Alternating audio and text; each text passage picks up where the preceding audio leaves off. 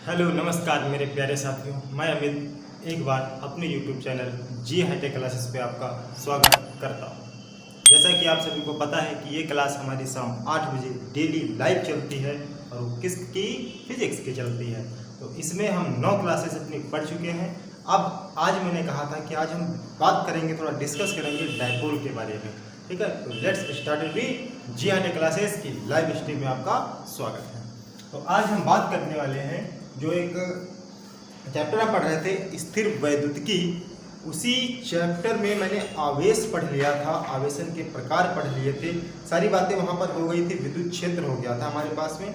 आज जो बात करने वाले हैं वो बात हम करेंगे कि इलेक्ट्रिक डाइपोल क्या होता है। इलेक्ट्रिक डाइपोल क्या होते हैं, मतलब विद्युत द्विध्रुव के बारे में आज हम बात करेंगे। विद्युत द्विध्रुव के बारे में, विद्युत द्विध्रुव के बारे में आज हमारा डिस्कशन होगा। और इसको आप सभी लोग जानते हैं कि इंग्लिश में हम बोलते हैं इसको इलेक्ट्रिक डाइपोल। क्या कहते हैं इसको हम? Electric dipole.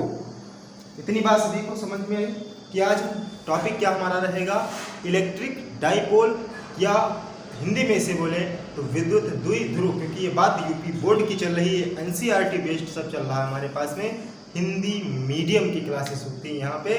तो मजा लेते रहिए इस लाइव स्ट्रीम का। तो आज समझते हैं कि विद्युत द्विध्रुव क्या होते हैं। तो इसके थोड़ा हम डिफिनेशन लिखते हैं, फिर हम आपको समझाते हैं कि दो विपरीत, क्या बात करेंगे कि दो विपरीत परंतु एक समान परिमाण के आवेश, परिभाषा लिखते हैं फिर समझाते हैं कि दो विपरीत परंतु एक समान, दो विपरीत परंतु एक समान परिमाण, दो विपरीत परंतु एक समान परिमाण के आवेश जब एक दूसरे से, दो विपरीत परंतु एक समान परिमाण, एक समान उनका क्या है परिमाण के आवेश, जब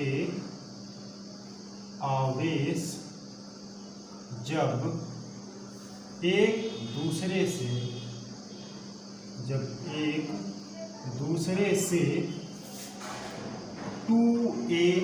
2a का मतलब है यहाँ पर जो दूरी, मैंने कुछ दूरी मान रखी है, मैंने इस दूरी को 2a नाम दे दिया है कि 2a दूरी पर रखे होते हैं, 2a दूरी पर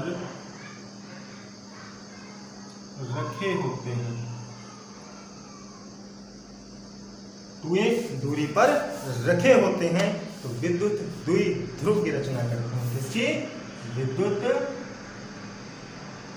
द्विध्रुव की रचना करते हैं, विद्युत द्विध्रुव की रचना करते हैं।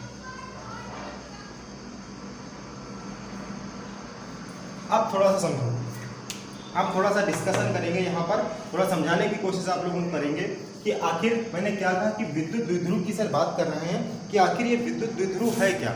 मैंने तो परिभाषा लिख दी कि दो विपरीत परंतु एक समान परिमाण के, दो विपरीत परंतु एक समान परिमाण के आवेश जब एक दूसरे से 2a दूरी पर रखे होते हैं तो वे विद्युत द्विध्रुव की रचना करते हैं। किसकी रचना करते हैं?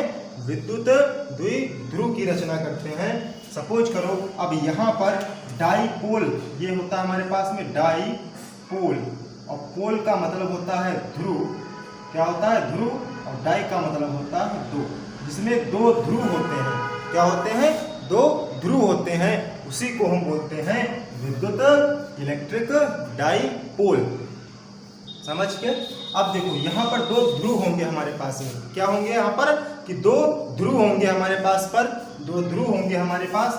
एक पर होगा प्लस क्यू आवेश, एक बिंदु हम मान लेते हैं जिस पर प्लस क्यू आवेश है, एक दूसरा बिंदु होगा हमारे पास में जिस पर माइनस क्यू आवेश होगा। क्या होगा? एक पर प्लस क्यू आवेश होगा, एक पर माइनस क्यू आवेश होगा, और इसको हम एक लाइन से मिला देते हैं और इनके बीच की दूरी को हम मान लेते हैं कि ये d दूरी पर रखे हुए हैं। कितनी दूरी पर रखे हुए हैं? मान लेते हैं कि ये डी दूरी पर रखे हुए हैं। ठीक, ये रेड कलम पहले तो बताओ सभी को दिख रहा है ना? रेड कलम से किसी को कोई दिक्कत तो नहीं हो रही? सभी लोग कमेंट करके बता दिया करो, कोई दिक्कत नहीं हो रही है। उम्मीद है सभी को साफ साफ दिख रहा होगा। ठीक, अब देखो इस -q बिंदु आवेश से हम मान लेते हैं कि कुछ दूरी पर एक बिंदु हमारे पास P होता है, जिस पर मुझे विद्युत क्षेत्र के, कभी भी हम विद्युत क्षेत्र की गणना करते हैं। ठीक, अभी आगे आगे जब आप पढ़ेंगे कि विद्युत द्विध्रुव के कारण उसके अक्ष पर, ठीक, विद्युत द्विध्रुव की गणना करेंगे, निरक्षीय स्थिति में गणना करेंगे, अच्छी स्थिति में विभव निकालते, निरक्षीय स्थिति में विभव निकालते, r थीटा के कारण विभव क्या निकालते हैं, तीव्रता निकालते हैं विद्युत क्षेत्र की। तो ये सारी बातें होंगी वहाँ पर। ठीक है, सपोज करो, हमेशा ध्यान रखना कि कभी भी जब हम निकालते हैं, अगर तुमको इसमें दिशा की बात करता है तो ये भी ध्यान रखना कि ये हमारे पास में मैंने मान लिया है कि बिंदु P पर मुझे, कोई बिंदु P है, इस बिंदु P पर मुझे विद्युत क्षेत्र के तीव्रता की गणना करनी होती है, तो हमेशा इसके मिडिल पॉइंट से एक दूरी ले ली जाती है, जिसके r दूरी पर एक बिंदु P है, जिस पर मुझे विद्युत क्षेत्र के तीव्रता की गणना करनी है। अच्छा, अब देखो ये दूरी, अगर हम यहाँ से यहाँ तक की दूरी की बात करें तो d/2 होगा, यहाँ से यहाँ तक की दूरी की बात करें तो d/2 होगा। अच्छा, d/2 मिल करके ही तो d बनता है हमारे पास में, ये टोटल दूरी बनती है। थोड़ा सा इसको कैलकुलेशन करने में दिक्कत होती है, इसीलिए हम ये दूरी ना ले करके हम ये जो टोटल दूरी होती है, इस टोटल दूरी को हम मान लेते हैं कि ये 2a दूरी होती है। बात समझ गए? यही कहा गया है कि दो विपरीत, एक प्लस का एक माइनस का, दो विपरीत परंतु एक समान परिमाण के आवेश जब एक दूसरे से 2a दूरी पर रखे होते हैं, एक यहाँ रखा है, एक यहाँ रखा है, इनके बीच की दूरी 2a दूरी पर रखे होते हैं, तो विद्युत द्विध्रुव की रचना करते हैं। तो ये जो बन करके आपके सामने आया, ये विद्युत द्विध्रुव की रचना करते हैं। और इसके मिडिल पॉइंट से हम r दूरी पर कोई बिंदु P लेते हैं, इस बिंदु P पर मुझे विद्युत क्षेत्र के तीव्रता की गणना करनी होती है, वो चाहे मुझे अच्छी स्थिति में निकालना पड़े और चाहे मुझे निरक्षीय स्थिति में निकालना पड़े। दोनों में आज हम तुमको डिफरेंट बता देंगे कि अक्ष की बात करेगा और निरक्ष की बात करेगा, तो हम कैसे अंतर को पहचानेंगे कि अक्ष कैसे निकालेंगे और निरक्ष कैसे निकालेंगे। ठीक, तो घबराने वाली कोई बात नहीं है, बने रहे हमारे क्लास में तो सब चीज़ें समझ में आ जाएंगी। इतनी बात समझ गए ना कि हमारे पास में विद्युत द्विध्रुव क्या होता है। ये एग्जाम्पल से मैंने तुमको सब कुछ बता दिया कि दो विपरीत हमारे पास में आवेश होंगे, जिनके परिमाण क्या होंगे, समान होंगे, जो एक दूसरे से 2a दूरी पर रखे होंगे, तो जो ऐसी रचना होगी उसे हम विद्युत द्विध्रुव कहते हैं। बात समझ गए? अब आता है कि विद्युत द्विध्रुव आघूर्ण क्या होता है। इसी में एक परिभाषा पूछ ली जाती है कभी कभी कि विद्युत द्विध्रुव आघूर्ण क्या होता है, और इसका रोल बहुत है। ये जो विद्युत द्विध्रुव आघूर्ण है, इसका रोल बहुत है। ठीक, देखो विद्युत द्विध्रुव होता क्या हमारे पास में है, थोड़ा सा समझने की कोशिश करेंगे कि विद्युत द्विध्रुव आघूर्ण को हम P से डिनोट करते हैं। कहाँ से डिनोट करते हैं? P से डिनोट करते हैं। इसकी परिभाषा अपने आप बना लोगे। ठीक, मेन चीज है समझना है तुम्हें कि हम कैसे इसको समझें। तो विद्युत द्विध्रुव आघूर्ण की परिभाषा क्या कहती है कि हमारे पास में विद्युत द्विध्रुव आघूर्ण को हम P से डिनोट करते हैं। किससे? P से। मतलब किसी एक आवेश, चाहे ये वाला लो चाहे ये वाला लो, एक आवेश और उसके बीच की दूरी के गुणनफल, उसके बीच की दूरी के गुणनफल, किसी एक बिंदु का आवेश चाहे प्लस q लो चाहे माइनस q लो, कोई एक आवेश होना चाहिए और तथा इन दोनों ध्रुवों के बीच की दूरी के गुणनफल को हम बोलते हैं विद्युत द्विध्रुव आघूर्ण। अगर हम इसके मात्रक की बात करें तो आवेश का मात्रक होता है कूलम, आवेश का मात्रक कूलम, और गुणे में लिखा है 2a क्या है? दूरी है, तो दूरी को हम काहे से लिखते हैं? मीटर से। तो विद्युत द्विध्रुव आघूर्ण का मात्रक हमारे पास क्या बनता है? P बराबर Q इंटू 2a मात्रक कूलम मीटर। बात समझ गए? किसी एक बिंदु आवेश तथा उसके बीच की दूरी के गुणनफल को विद्युत द्विध्रुव आघूर्ण कहते हैं। इतनी बात समझ गए? अगर इतनी बात समझ गए तो ये वाला काफी रोल तुम्हारा निभाएगा करके। अभी देख लेना बेटा, एक चीज तुमको बता देते हैं कि जिंदगी बहुत ही कठिनाई भरी हुई है। इस ज़िंदगी में बहुत सी चुनौतियां हैं, बहुत से झंझट। ये ज़िंदगी जो है ना, ये बहुत कठिनाइयों से भरी हुई है। इसमें daily daily daily daily daily daily मुझे कुछ ना कुछ नया करना होता है, कुछ ना कुछ नया करना होता है। तो इस ज़िंदगी से सभी लोगों से मेरी रिक्वेस्ट है, प्रार्थना है, या कुछ भी समझ लीजिए कि कभी भी अपनी ज़िंदगी से इतना घबराओ मत कि अगर हम किसी भी लक्ष्य को ठान लेते हैं, किसी भी लक्ष्य को ठान लेते हैं तो वो एक दिन में नहीं होगा, लेकिन एक दिन जरूर होगा। तो कोई भी बच्चा हमारा, कोई भी साथी हमारा घबराएगा नहीं, इस ज़िंदगी से कोई घबराएगा नहीं कि बहुत सारी चुनौतियां हैं, हमें बहुत सारी चुनौतियों का सामना करना पड़ेगा, लेकिन हमें अपनी हार नहीं माननी है। आज नहीं, कल नहीं, परसों नहीं, लेकिन एक दिन हम जरूर खड़े होंगे, एक दिन हम जरूर एक महान योद्धा बनकर उभरेंगे। तो चीज़ें मुझे बहुत आसान लगने लगेंगी। बेटा थोड़ा ग्लानि होती है, थोड़ा बहुत वो महसूस होता है कि सर क्या करें, अब हम कुछ समझ में नहीं आ रहा है मुझे। तो कोई भी भाई, कोई भी बहन हमारी घबराएगी नहीं, घबराएंगे नहीं, क्योंकि ये ज़िंदगी है बेटा। ज़िंदगी इतनी आसान नहीं होती है। डेली डेली डेली डेली आप इसमें जितना संघर्ष करेंगे, जितना संघर्ष करेंगे, जितना रगड़ेंगे इस ज़िंदगी को, उतना ही तुम्हारा माइंड एक्टिव होगा, शार्प होगा और आप चीज़ों को आसानी से समझ सकते हैं। बात समझ रहे हैं ना सभी लोग? अच्छा, ये विद्युत द्विध्रुव की बात हो गई, ये विद्युत द्विध्रुव आवरण की बात हो गई। अब इसके आगे आएगा पॉइंट जो आएगा, हम अब एक प्रूफ कराएंगे तुम्हें जो बहुत ही बेहतरीन प्रूफ होगा, और उस प्रूफ पर पूरा फोकस रखेंगे। और प्रूफ हमारा कुछ ऐसे होगा कि पॉइंट नंबर फर्स्ट में जो प्रूफ होगा हमारे पास में, वो विद्युत द्विध्रुव के कारण होगा। किसके कारण? विद्युत द्विध्रुव के कारण, विद्युत द्विध्रुव के कारण उसके अक्ष पर स्थित, उसके अक्ष पर, उसके अक्ष पर स्थित बिंदु पर विद्युत क्षेत्र की गणना करनी है। स्थित बिंदु पर विद्युत क्षेत्र की गणना, ये आपके पास में हेडिंग रहने वाली है। ये हमारे पास में हेडिंग है कि विद्युत द्विध्रुव के कारण, और विद्युत द्विध्रुव क्या हमारे पास में होता है कि एक पर प्लस आवेश, एक पर माइनस आवेश, और उनके बीच की जो दूरी होती है उससे जो रचना बनती है उसको हम विद्युत द्विध्रुव कहते हैं। उसके कारण मुझे किसी अक्ष पर बिंदु पर विद्युत क्षेत्र की गणना करनी है।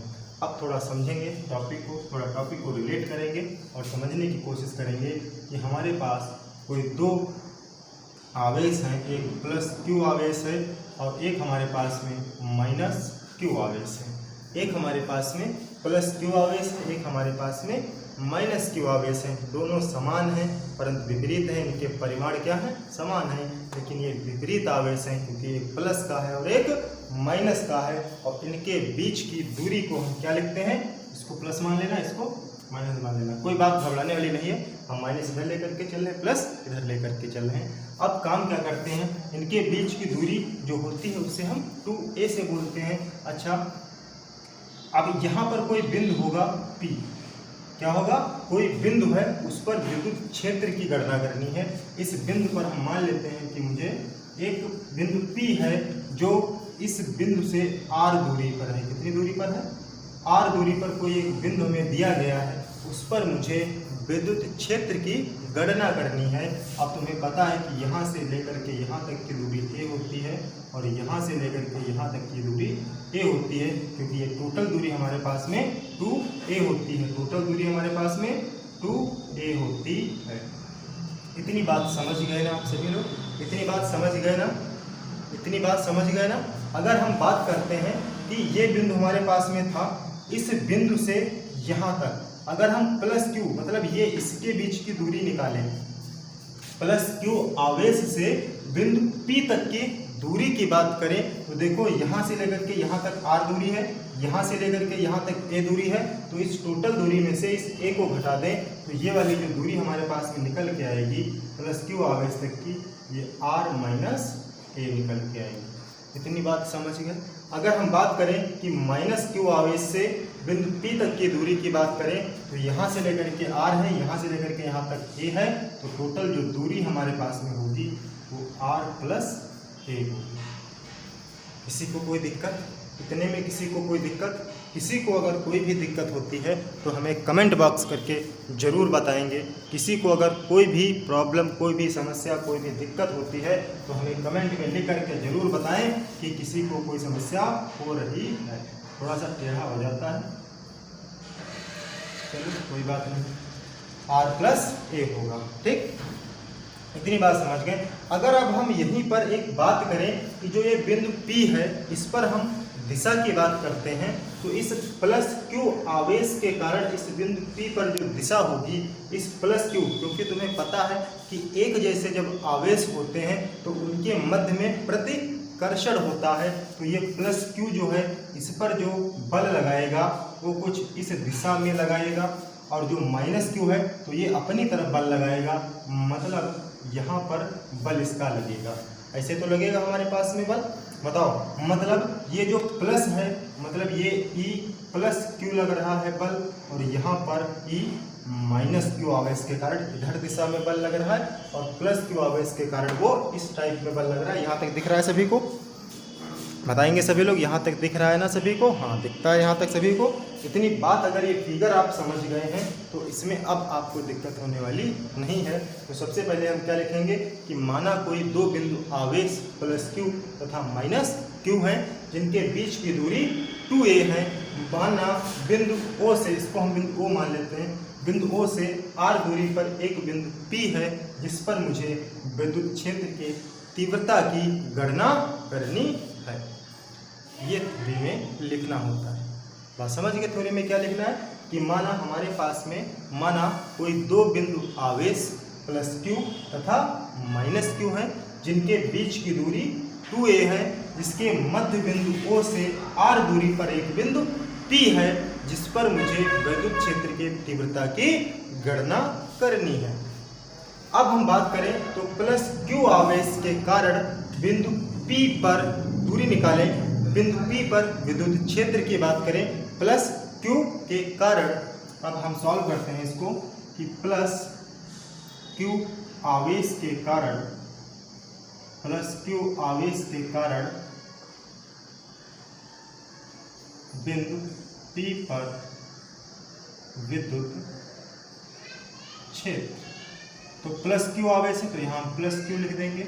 हमारे पास में क्या होता है, हमारे पास में होता क्या है, अगर थोड़ी सी बातें तुम्हें पीछे की याद होंगी कि कोई बिंदु हमारे पास में होता था q, और यहाँ से हम r दूरी पर कोई बिंदु P लेते थे, तो यहाँ पर जो विद्युत क्षेत्र की तीव्रता होती थी वो Q1 Q2 बटे में r स्क्वायर, ये Q1 Q2 दो आवेश होते थे हमारे पास में।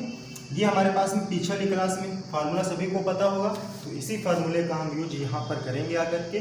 बस थोड़ा सा दूरियाँ चेंज होगी अपने पास में। जिसने भी विद्युत क्षेत्र को पढ़ रखा है उसको इस फार्मूले में कोई दिक्कत नहीं होगी।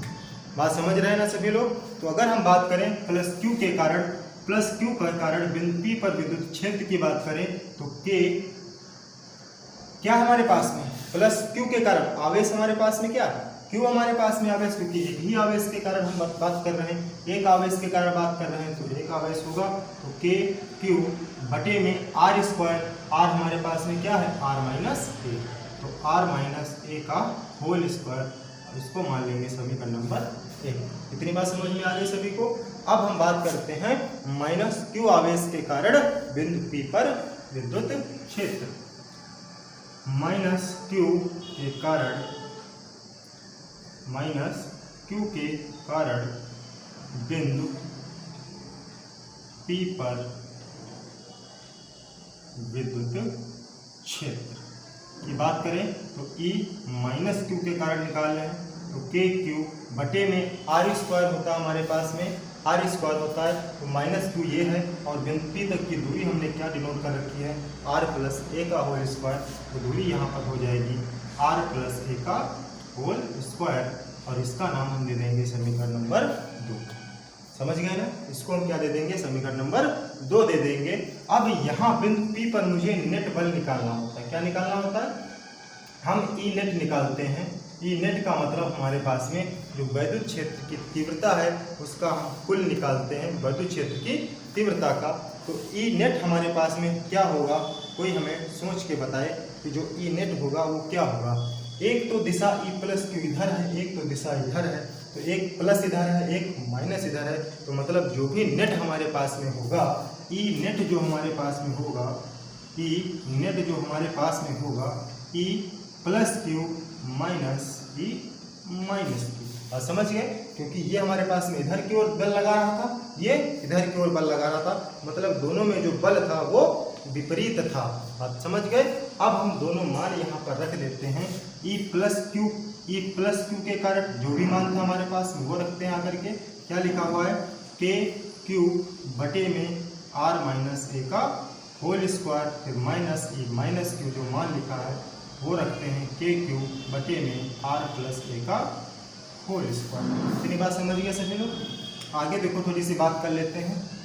यहाँ से देखो के क्यू कॉमन मिल रहा है, तो के क्यू कॉमन ले लेते हैं। बाहर अंदर बचेगा हमारे पास में 1 बटे आर माइनस ए का होल स्क्वायर माइनस 1 बटे आर प्लस ए का होल स्क्वायर, इतना बचेगा। अब क्या करते हैं? तिरछी गुणक भिन्न सॉल्व करना सभी को आता है, तो भिन्न सॉल्व करना अगर सभी को आता है तो आगे इसको सॉल्व करेंगे।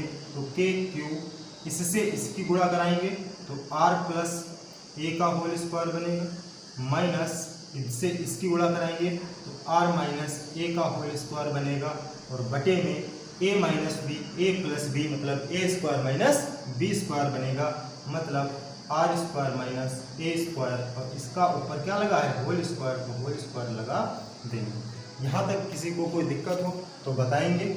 यहाँ तक किसी को कोई दिक्कत कमेंट बॉक्स में तुरंत करके बताओ। यहाँ तक किसी को कोई दिक्कत?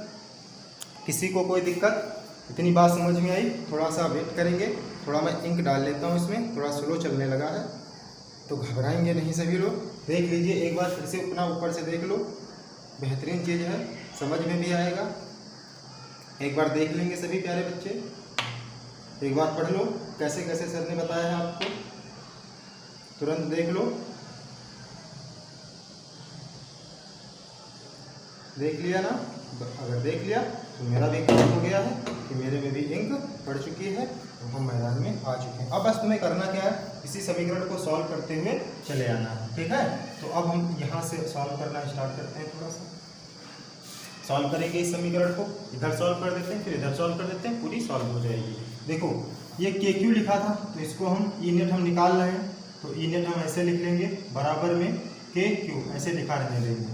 अब देखो ए प्लस बी का होल स्क्वायर है, तो ए प्लस बी का फार्मूला पता है ना कि A square plus B square plus 2ab, सभी को पता है। ब्रैकेट के जब बाहर माइनस लगा होता है तो अंदर के चिन्ह बदल जाते हैं। तो a माइनस बी का होल स्क्वायर है, तो ए स्क्वायर प्लस होगा, बाहर माइनस है तो माइनस हो जाएगा, बी स्क्वायर माइनस होगा तो यहाँ प्लस हो जाएगा, 2ra।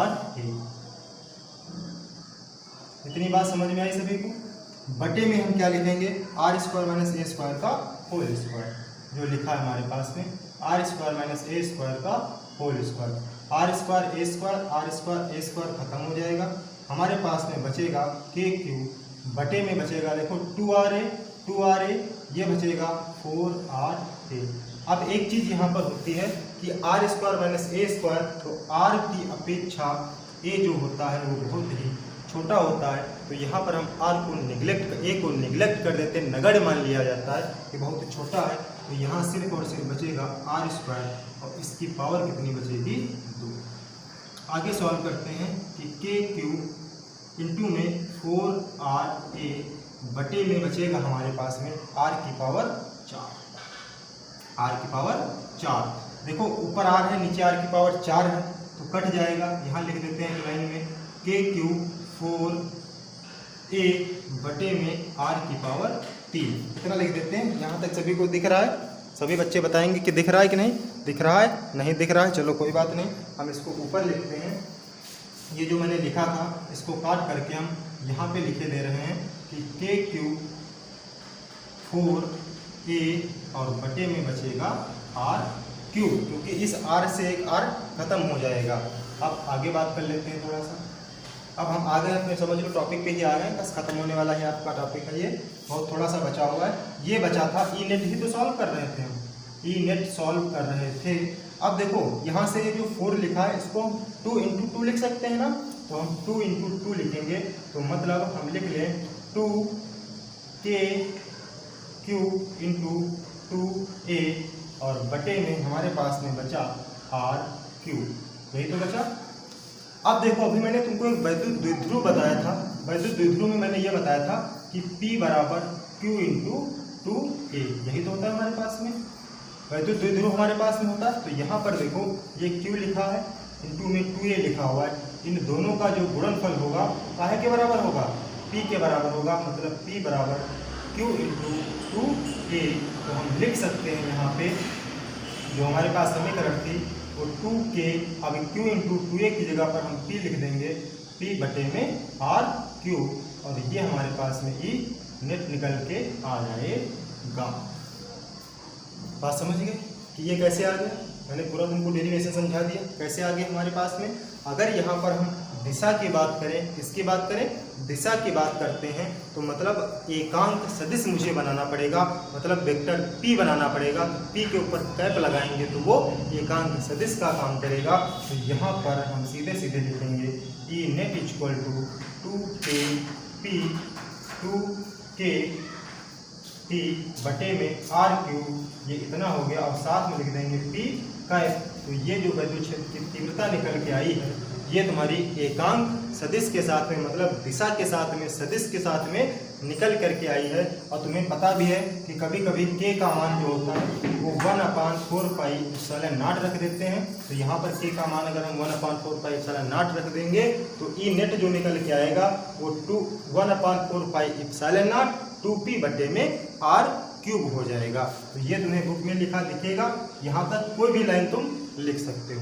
तो ये था हमारे पास में पूरा प्रूफ कि विद्युत द्विध्रुव के कारण उसके अक्ष पर स्थित बिंदु पर विद्युत क्षेत्र की गणना करना। समझ गए सभी लोग। अब हम ये पॉइंट नंबर 1 निकाले हैं कि विद्युत द्विध्रुव के कारण किसी अक्ष पर। अब जो हमारा नेक्स्ट टॉपिक रहेगा वो अक्ष की जगह पे क्या रहेगा, निरक्ष रहेगा, मतलब जिसको हम निरक्षीय स्थिति बोलते हैं। क्या बोलते हैं, निरक्षीय स्थिति बोलते हैं। समझ गए ना सभी लोग। तो अगर हमारे चैनल पर नए हैं तो हमारे चैनल को सब्सक्राइब करें, लाइक करें, शेयर करें और कमेंट करना तो बिल्कुल नहीं भूलना है। तो जय हिंद, जय भारत मेरे प्यारे साथी।